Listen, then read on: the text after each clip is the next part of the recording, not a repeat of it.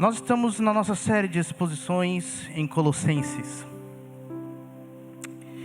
E nós estamos no capítulo 1. Como vocês podem ver, a gente vai falar sobre os versículos 21 a 23. Podem ir abrindo a Bíblia de vocês. Existe uma pergunta que nós devemos fazer, já empurrando para o nosso ensinamento de hoje. Jesus Cristo é preeminente? Há uma supremacia de Jesus Cristo na sua vida, na nossa vida? Há uma centralidade de Jesus Cristo no nosso viver? Eu queria dar 2 exemplos de preeminência, ok? Há esse tipo de preeminência, onde Jesus Cristo é uma parte da nossa vida. Está vendo? Jesus, nossos relacionamentos, o trabalho, o dinheiro, saúde. Quem que está guiando tudo isso aqui? Nossos pensamentos. Ou, já dando juízo de valor, como Paulo fala, a vaidade dos nossos pensamentos. Mas existe outro tipo de preeminência. Esse tipo. Onde que Jesus não é uma parte da nossa vida. Ele é o centro, a fonte da nossa vida. Então nós temos relacionamentos, trabalho, dinheiro, saúde, fé, tudo guiado por Jesus, quem Ele é e o que Ele faz. Há esses 2 tipos de preeminência. No final nós voltaremos a falar sobre preeminência. Agora eu queria te levar a uma outra ilustração. Você já chegou em algum lugar grande, tão grande que você não consegue se situar? Você vai procurar ajuda. Se tiver em algum shopping, pode procurar aqueles mapas espalhados em locais estratégicos. Como compreender esse mapa? Como? Aí você está lá vendo o mapa, não está entendendo tão bem onde que estão as coisas, mas aí você avista uma marca vermelha que diz: você está aqui. Você está aqui. A partir daí, a gente consegue achar o caminho para onde a gente quer ir, da onde a gente está também.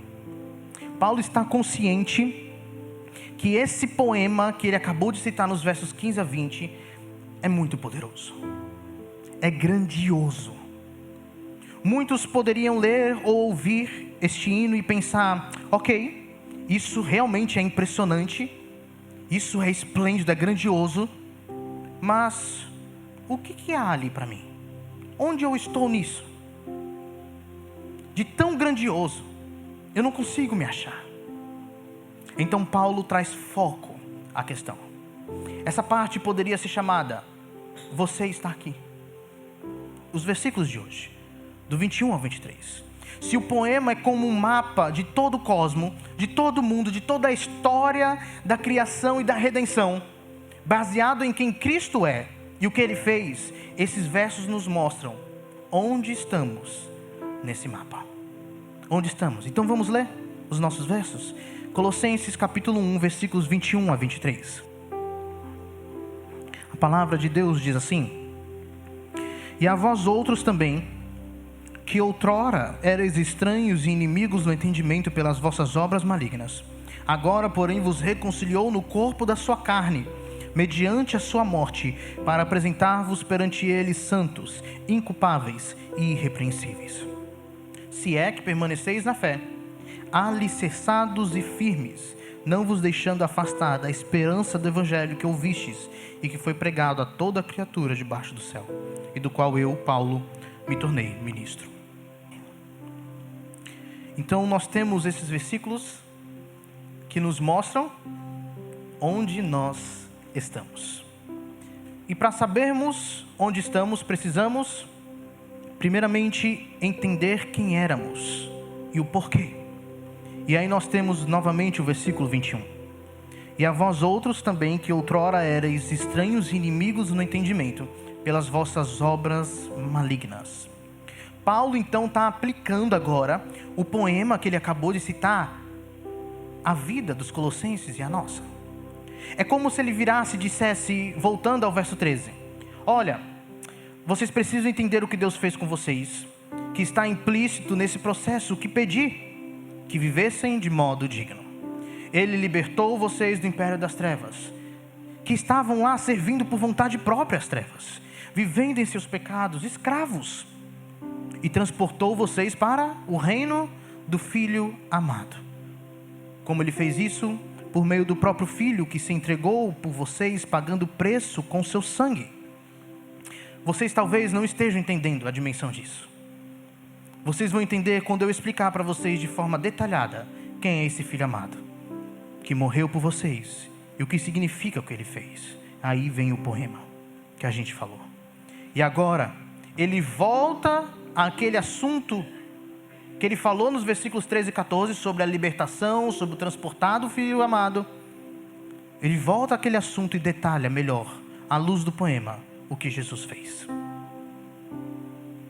E ele mostra, a primeira coisa que ele mostra para a gente, é que servir ao império das trevas, fazer parte do império das trevas, era o que faziam, nós fazíamos. Mas ele diz, vocês eram estranhos e inimigos por causa disso. Estranhos e inimigos de Deus por causa disso. Então, quando a gente entende quem nós éramos, nós entendemos onde nós estamos agora. A palavra aqui, estranhos, é literalmente estrangeiros. Não pertenciam ao povo de Deus, não pertenciam ao reino de Cristo. Isso é interessante porque a gente tem uma dupla conotação nesses estrangeiros, de não pertencimento ao povo de Deus. Estrangeiro tanto porque a gente não pertencia ao povo de Israel, e ainda não havia, os gentios, os gregos, os que são chamados de gentios, que são todos os outros povos, não haviam sido inseridos no plano de Deus como igreja. Há pouco tempo atrás, eles não estavam sendo inseridos no plano de Deus. Começou recentemente.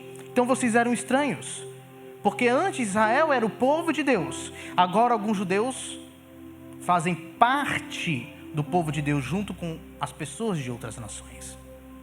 Então, antes de Cristo, eles eram estranhos, estrangeiros. Mas não somente no sentido de nação, mas também moralmente estranhos, separados. A ideia principal, então, ligada ao que ele fala no final do versículo 21, pelas vossas obras malignas, é mostrar que o modo de vida que levávamos nos fazia estar separados do Deus Santo. Deus não poderia compactuar com vidas que são entregues ao pecado. E é por causa disso que, para ter relacionamento com Ele, Ele precisa transformar essas vidas. É por causa disso, da sua santidade, de quem Ele é, que para se relacionar com Deus e ter intimidade com Deus, pessoas que eram inimigas, que eram estranhas a Deus, precisam ser transformadas. Precisam ser transformadas o seu ser, quem eram. Mas não apenas separados, estranhos, também inimigos, hostis a Deus. Essa palavra inimizade é carregada de um significado muito forte. É como se nossa mente fosse oposta, ou seja, estivesse no sentido contrário à de Deus. Aquilo que movia nosso agir era oposto ao coração de Deus. Se Deus estivesse indo para um lado, nós estávamos do outro lado. Meus irmãos, isso serve para nos manter atentos e nos manter encontrados no mapa do plano divino. Porque a gente vive numa época em que falar sobre pecado e essa realidade de pecado não é algo popular. Não é agradável aos ouvidos. Muitos fogem e mudam de igreja se esta igreja começa a falar sobre pecado de forma demasiada. Ou se falar sobre o pecado que ele está passando, ele está vivendo. Porém, Note que quando há a mensagem do Evangelho na palavra, a palavra sempre tem que apontar o pecado do ser humano. Porque faz parte da história do Evangelho. Faz parte da transformação. O reconhecimento do nosso pecado. Porque sem entendimento do pecado, não há entendimento da graça. Estão entendendo? Sem entendimento do pecado, não há entendimento da graça. A profundidade com que enxergamos o pecado é a profundidade que a graça tem em nossa vida. Se tratamos o pecado como algo pequeno, irrelevante, a graça também será. Mas se ao olharmos o que éramos, percebermos que estávamos completamente separados e tudo que tínhamos para viver nos caracterizava como inimigos, oposto a Deus, então entenderemos e experimentaremos que a graça é a mais profunda demonstração de misericórdia, amor e transformação que existe. Para entendermos quem somos e onde estamos, nós precisamos da realidade do que éramos. E para isso, queria que nós não permitíssemos nos enganarmos pela ideia de que pecado significa diversão. Isso é muito importante para a gente que está acostumado a falar sobre pecado, mas a gente vai se deparar com pessoas que acham que pecado é aquilo que faz feliz. Inclusive, recentemente, explodiu na internet um ex-cristão falando sobre isso. Você vai na igreja, você vai perguntar o que é pecado, ele vai dizer, o que é pecado é aquilo que me faz feliz, que me dá prazer. Mas Deus, na verdade, com o pecado, queria que passássemos um tempo sendo miseráveis, para entendermos a necessidade da salvação por sua graça. Essa é a realidade do pecado. Nós precisávamos da miséria para podermos entender o que significa a graça. Pecado é miséria, não diversão. Então, para nos acharmos no mapa da história divina, que tem a plenitude em Cristo, precisamos entender quem éramos. Estranhos, separados e inimigos de Deus, pelas obras malignas. Mas não somente isso. Precisamos entender quem somos e o porquê. Versículo 22. Agora, porém, vos reconciliou no corpo da sua carne, mediante a sua morte, para apresentar-vos perante ele santos, inculpáveis e irrepreensíveis. Depois de ver quem éramos e ver a miséria que nos encontrávamos, nada melhor do que vermos quem somos e ver o que Cristo fez por nós. Agora os colossenses se viam do lado de dentro. Eles estavam no mapa, faziam parte da ação, e nós também. Esse mas agora diz tudo pra gente.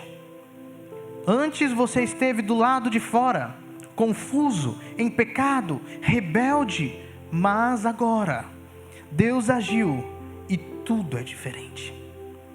E ser trazido para dentro, ser posto no mapa, tem como prazer e privilégio principal a realidade de estar agora à presença do próprio Deus.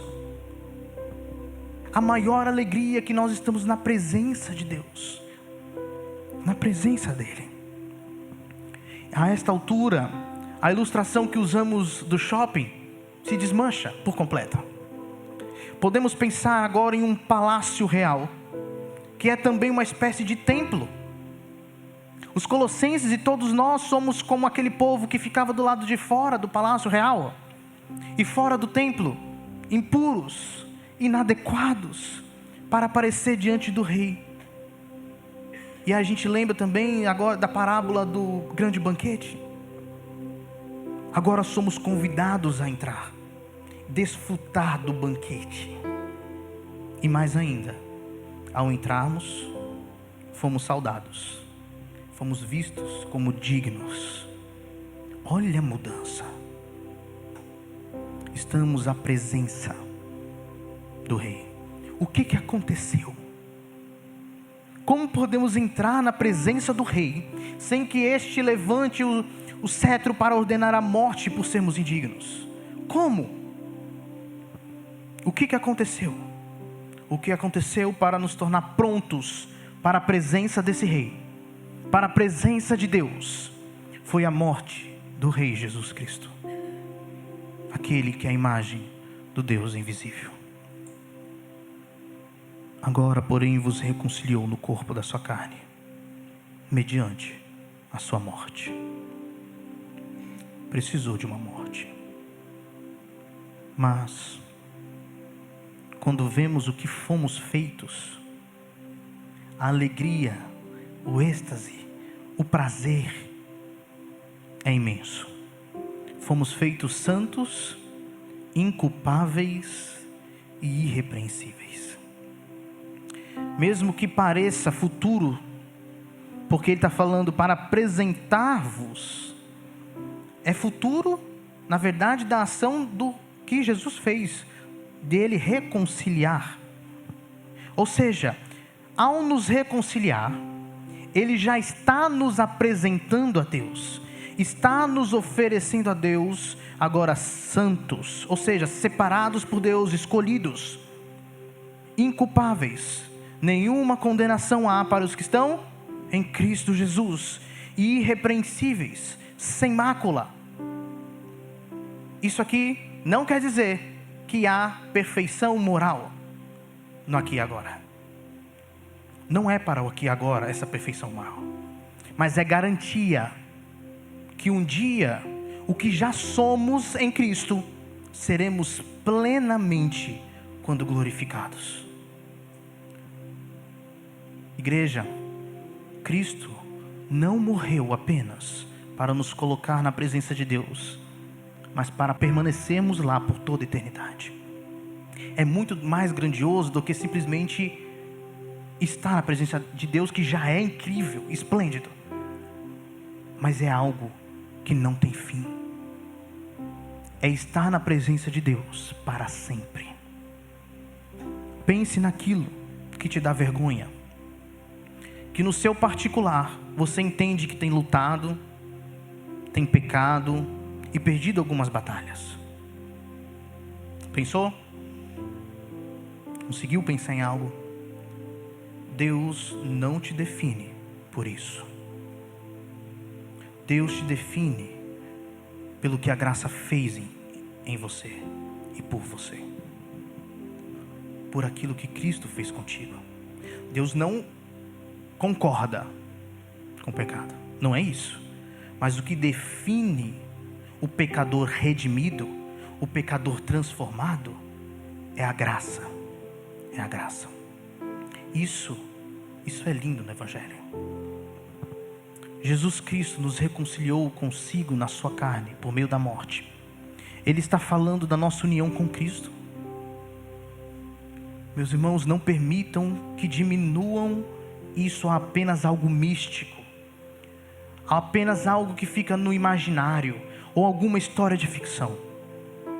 Ser unido a Cristo é real, nos leva a participarmos do que Ele é, e essa é a fonte de todas as bênçãos que temos na salvação. É a nossa união com Cristo. Somos oferecidos a Deus santos, inculpáveis e irrepreensíveis, porque Jesus Cristo, a quem estamos unidos, é santo, inculpável e irrepreensível. Quando Deus olha seu Filho amado, Ele enxerga também o seu povo amado. Quando olha o seu povo, Ele enxerga o Filho. Olha a grandeza que é essa reconciliação. Eu me lembro também de Paulo falando aos Filipenses no capítulo 3. Ele diz no versículo 7 a 9: mas o que para mim era lucro, passei a considerar perda por causa de Cristo. Mais do que isso, considero tudo como perda comparado com a suprema grandeza do conhecimento de Cristo Jesus, meu Senhor, por cuja causa perdi todas as coisas que ele tinha, para se reconciliar com Deus. Ele diz: eu as considero como esterco para poder ganhar a Cristo.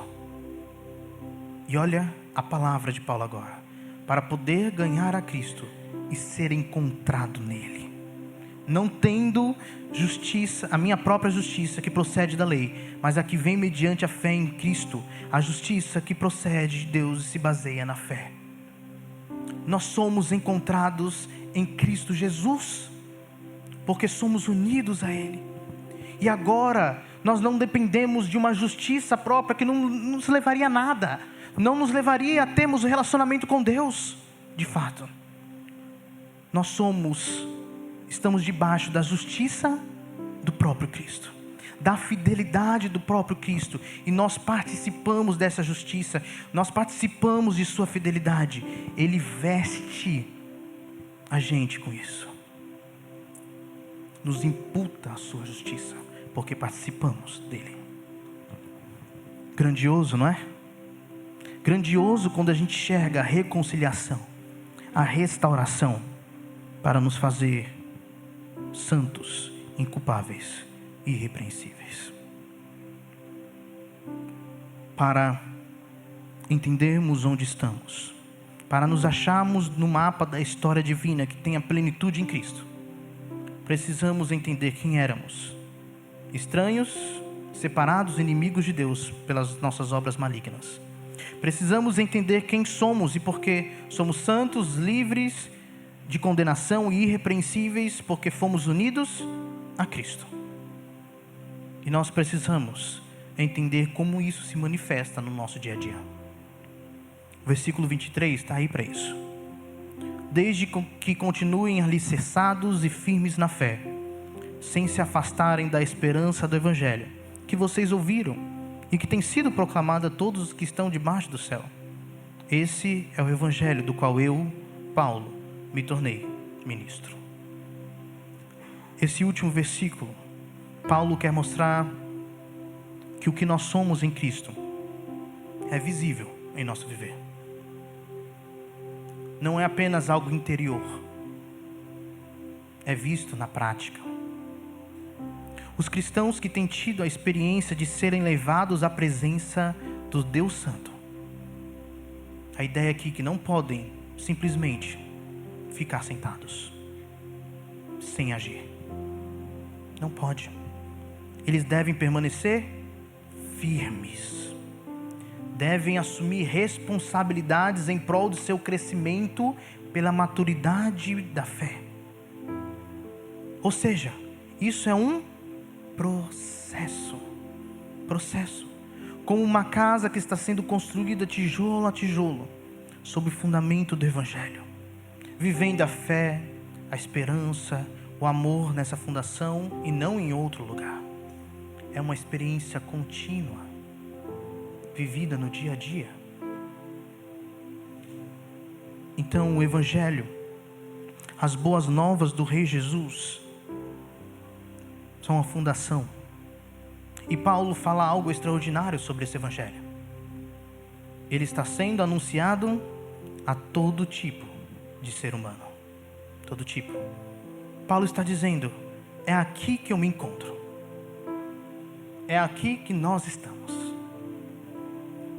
Eu sou o ministro desse Evangelho, mas todos devemos ser proclamadores. Todos devemos ser proclamadores. É aqui que nós estamos. Isso dá a nós um mapa no qual achamos o você está aqui. Paulo é servo da mensagem. Essa mensagem que declara que a nova criação surgiu e estamos convidados a compartilhar essa nova criação. Não porque é apenas uma história extraordinária, que é uma história extraordinária, mas porque somos parte do extraordinário. Somos parte dessa história. Somos prova viva que miseráveis podem se tornar santos, inculpáveis e irrepreensíveis quando unidos àquele que é preeminente, supremo, suficiente. Quem que é esse? Jesus Cristo. Essa é a história da graça. Nós estamos debaixo da graça. Uma reconciliação do estranho, do inimigo, a filho, a participante do reino, a santo, inculpável e irrepreensível. É por isso que Cristo não pode apenas fazer parte da nossa vida. Lembra, voltando ao que mostramos no início? Ele não pode apenas ter um assento à mesa, uma voz entre as outras. Ele não pode apenas ser uma coisa do domingo, ou um alguém que só busca, ou só buscamos quando estamos em apuros. Ele deve ser preeminente. Ele deve ser o centro. Por quê? Nós vimos o porquê. Primeiramente, por quem Ele é. Ele é Deus. Ele é Criador. Também Criador da nova criação. Mas também porque ninguém mais poderia fazer o que Ele fez por você. Ninguém mais viu a profundidade total do nosso pecado e ainda assim escolheu morrer por nós. Ninguém mais poderia pegar o inimigo de Deus e transformá-lo em santo, em livre de condenação. Ninguém mais poderia tomar sobre si os seus pecados, os nossos pecados, para que pudéssemos ter um fardo leve, um jugo suave, porque tornou a gente participante dessa justiça, nos vestindo completamente dela.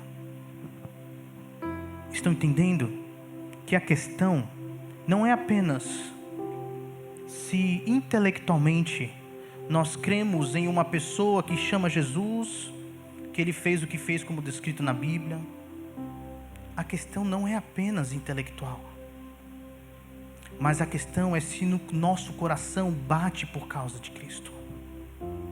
Se respiramos porque Ele é o nosso oxigênio, se trabalhamos porque queremos refletir toda essa graça que nos alcançou, ou se apenas queremos ser o melhor, ganhar dinheiro. A questão é, fazemos parte dessa igreja. Por quê? Por que as pessoas fazem parte das igrejas? Será que às vezes é porque não querem ficar com peso na consciência?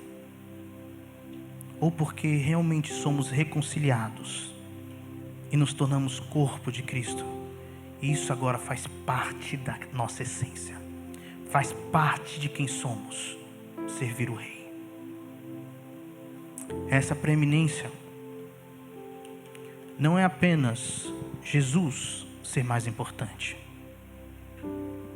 mas aquele pelo qual não consigo viver sem.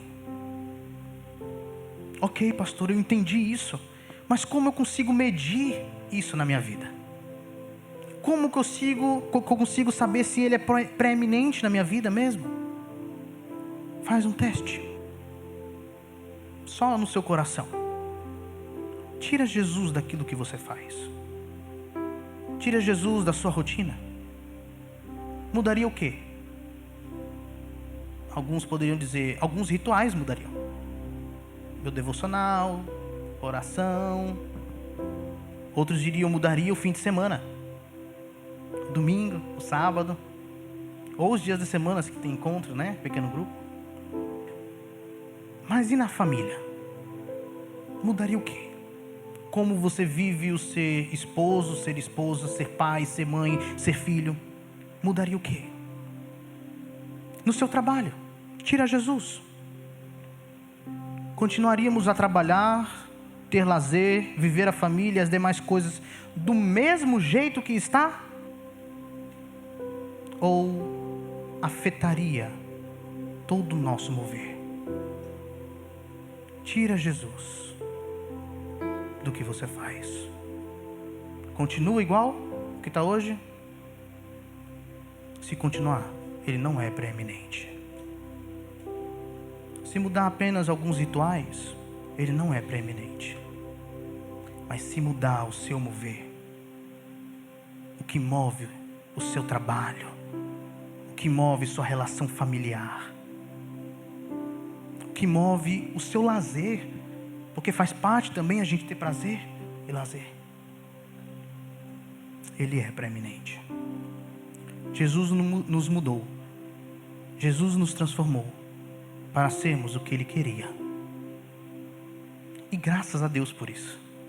Isso é bênção, meus irmãos. Ser o que Jesus quer. Em outras palavras, se nós queremos permanecer firmes na fé, precisamos ser achados em Cristo, restaurado por Ele e nele. O que somos define onde estamos e como vivemos. A pergunta final é: se achou no mapa? Está com dificuldade de se localizar? Ou quer mudar sua localização para reconciliado? Amém. Jesus é o único caminho para isso. Jesus é o único caminho para isso. Jesus é suficiente para uma vida bem vivida com Deus. Todos cremos nisso? Amém.